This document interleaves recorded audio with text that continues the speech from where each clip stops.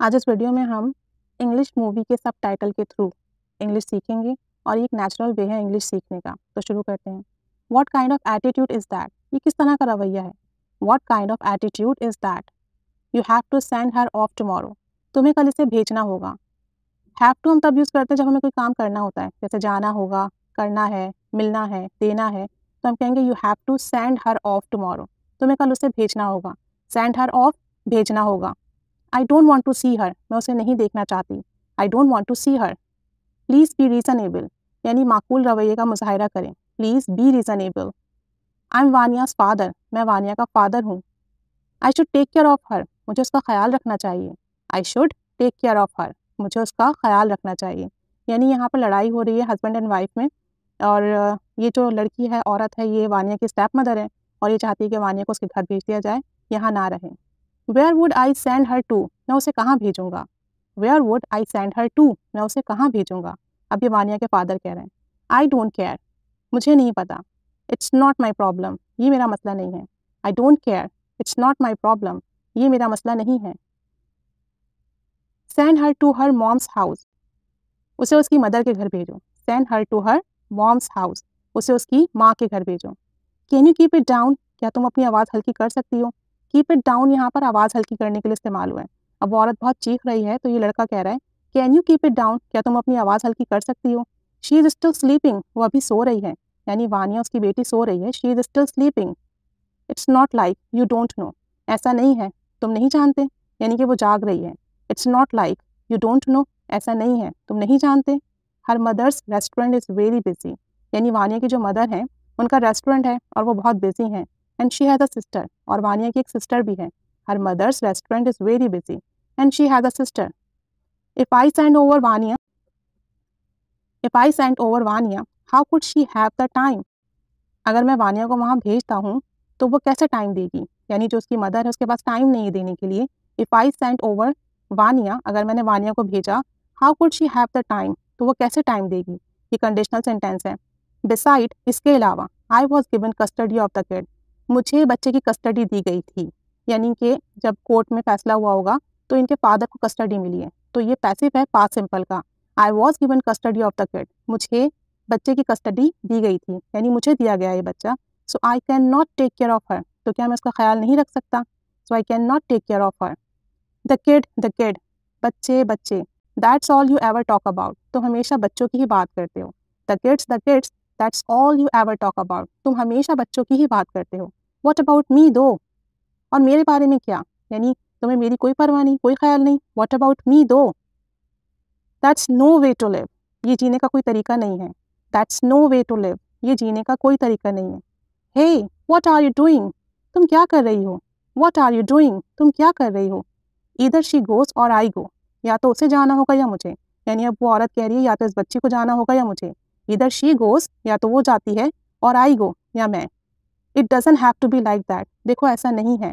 It doesn't have to be like that. What's wrong, क्या हुआ। What's wrong, don't be scared, डरो नहीं। अब ये अपनी बेटी से कह रहा है डोंट बी स्केयर्ड, डरो नहीं।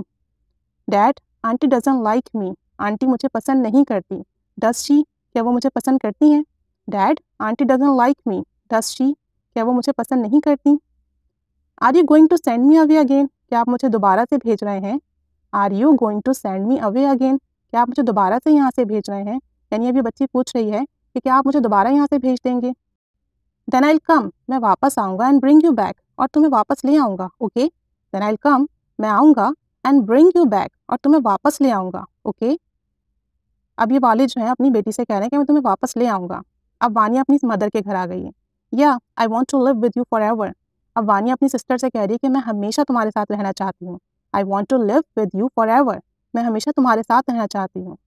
Y is it that we have two homes, अब वानिया पूछ रही है अपनी सिस्टर से वाई इज़ इट दैट, ऐसा क्यों है।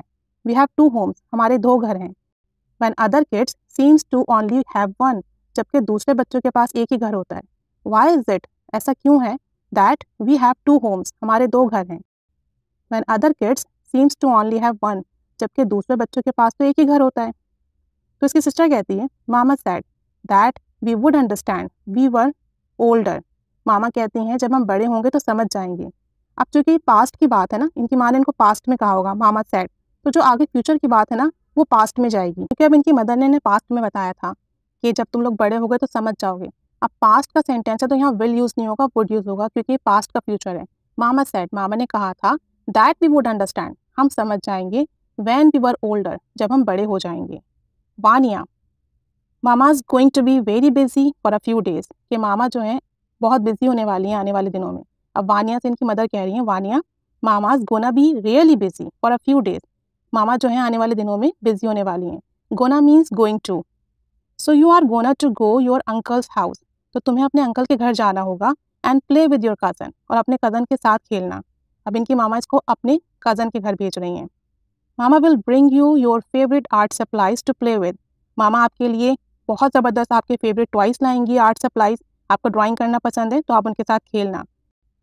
मामा will bring you your favourite art supplies to play with, and you will get yummy treats, और तुम्हें मज़े मज़े के खाने मिलेंगे, and you will get yummy treats. I will pick you up in a few days, बेटा मैं तुम्हें थोड़े ही दिनों में पिक कर लूँगी। I will pick you up in a few days, मैं तुम्हें थोड़े दिन में वहाँ से ले आऊँगी।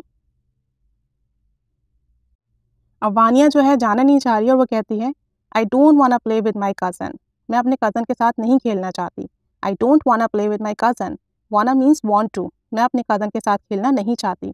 आई wanna be here with you and sister, मैं आपके और अपनी बहन के साथ रहना चाहती हूँ। I wanna be here with you and sister, मैं आपके और अपनी बहन के साथ रहना चाहती हूँ। Your uncle is down stairs waiting, तुम्हारे अंकल नीचे इंतज़ार कर रहे हैं।